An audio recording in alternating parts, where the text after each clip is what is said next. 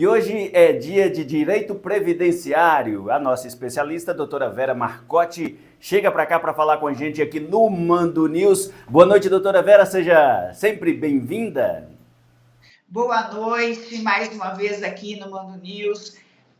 Muito obrigada pelo convite. É sempre muito bom estar com vocês, muito bom estar aqui trazendo informações para o seu público. Obrigada mesmo. Ô, doutora Vera, a gente sempre fala de previdência voltada mais para a aposentadoria rural, mas um tema que a senhora trouxe no último artigo publicado no terradomando.com.br gerou muitas dúvidas e gerou muita leitura também, que é exatamente quem recebe benefício BPC-Loas pode trabalhar? Esse é um tema que gera muitas dúvidas, né? Sim, porque na verdade o BPC-Loas do deficiente físico é para aquela pessoa que tem impedimento a longo prazo, ou seja, ele é deficiente, ele não é incapaz, ele tem uma deficiência a longo prazo e pode trabalhar sim em vagas de PCD. As empresas hoje têm esse tipo de vagas para essa pessoa que recebe aí o BPC-Loas ou tem uma deficiência. Ele pode trabalhar, daí ele vai ter, quando ele não recebe o BPC-Loas e trabalha aí ao longo da vida, contribuindo para a Previdência Social, ele tem direito à aposentadoria da pessoa portadora de deficiência por tempo de contribuição e também por idade. Por que eu trouxe esse artigo, escrevi esse artigo para o jornal? Porque nós recebemos muito essa pergunta no dia a dia dos escritórios, nas redes sociais. É que o governo, na verdade, ele incentiva as empresas a trazer o pessoal que tem uma deficiência para trabalhar, fazer essa inclusão, na verdade, na sociedade. Porque toda vez que ele traz uma pessoa que é portadora de deficiência, ele está fazendo uma inclusão social. É isso que é a vaga do PCD. Ô, doutora Vera, só para deixar claro, o BPC, ele é um benefício assistencial, né? Sim, ele pertence ao assistencialismo do governo, é de regras próprias, segue lá as regras do assistencialismo, só é administrado pela Previdência Social. Na verdade, é aquele assistencialismo do Bolsa Família. Então, a Previdência Social, ela só faz a administração, mas o dinheiro para toda essa manutenção, né? O fundo vem do assistencialismo do governo. Agora vamos às dúvidas aqui nessa coluna hoje nossa no Mando News sobre direito previdenciário. Ainda falando aí dessa questão do LOAS, uma das perguntas é: recebo LOAS deficiente desde criança, agora tenho 22 anos, estou trabalhando em uma empresa como pessoa com deficiência há 8 meses e a pergunta é se pode receber o salário e o benefício. Que eu acabei de falar. Não pode. Como que funciona? Se você está trabalhando numa vaga de PCD, você tem que se dirigir a uma agência da Previdência Social mais próxima da sua cidade, ou da sua residência, e comunicar ao INSS que você está trabalhando. O que vai acontecer? O INSS vai suspender, não vai cancelar, não vai cessar o benefício, vai fazer apenas a suspensão. Você pode estar me perguntando, e se não der certo, se eu não me adaptar ao trabalho, eu vou ficar sem o trabalho e sem o benefício? Não.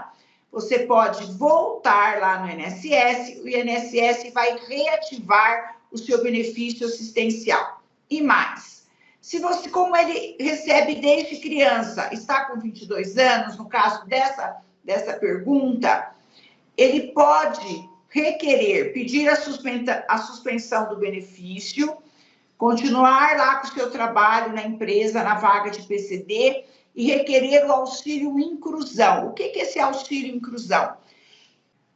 O auxílio inclusão é meio salário mínimo. Bom, por quanto tempo ele vai receber esse auxílio inclusão? Por 2 anos. Por que o governo criou esse auxílio inclusão? Exatamente aquilo que eu disse lá no início, para incluir, para criar essa inclusão do cidadão novamente na sociedade. Perfeitamente, doutora. Outra pergunta aqui, aí já saindo um pouco dessa questão do LOAS, a pessoa pergunta, tem um diagnóstico de visão monocular, ou seja, enxerga só de um olho, cegueira de um olho só, e desde criança, e trabalhou na roça até os 22 anos e agora trabalha como soldador há 24 anos. A pergunta é se pode requerer aposentadoria de PCD por tempo de contribuição.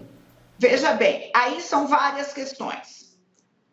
Pode pedir, incluir tempo de trabalho rural como segurado especial nessa aposentadoria até 30/10/91, desde que esse cidadão ele tenha provas do trabalho dele na roça.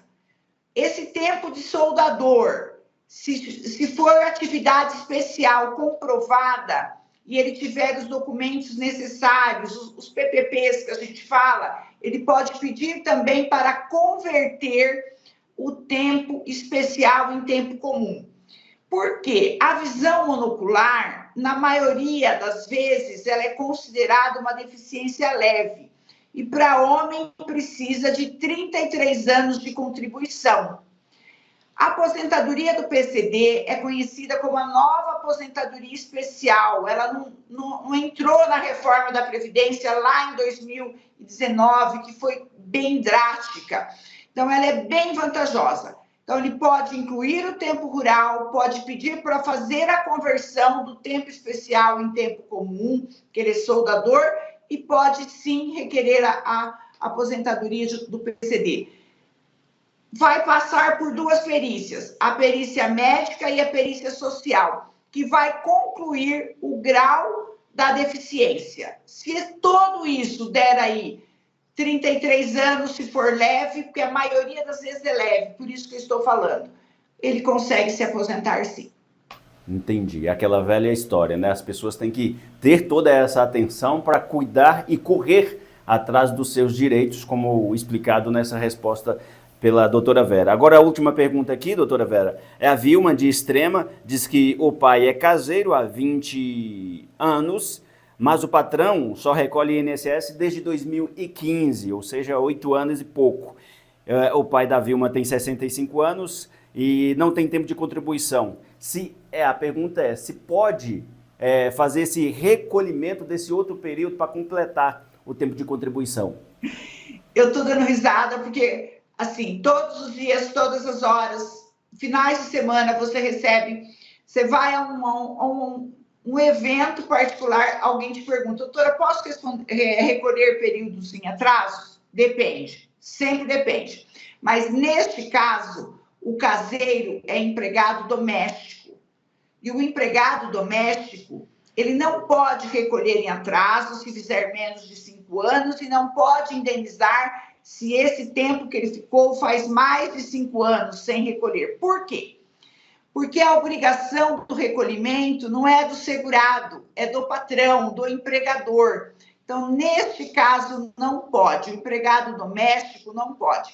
2015 foi criado aí o E-Social, por isso que o patrão aí passou a contribuir.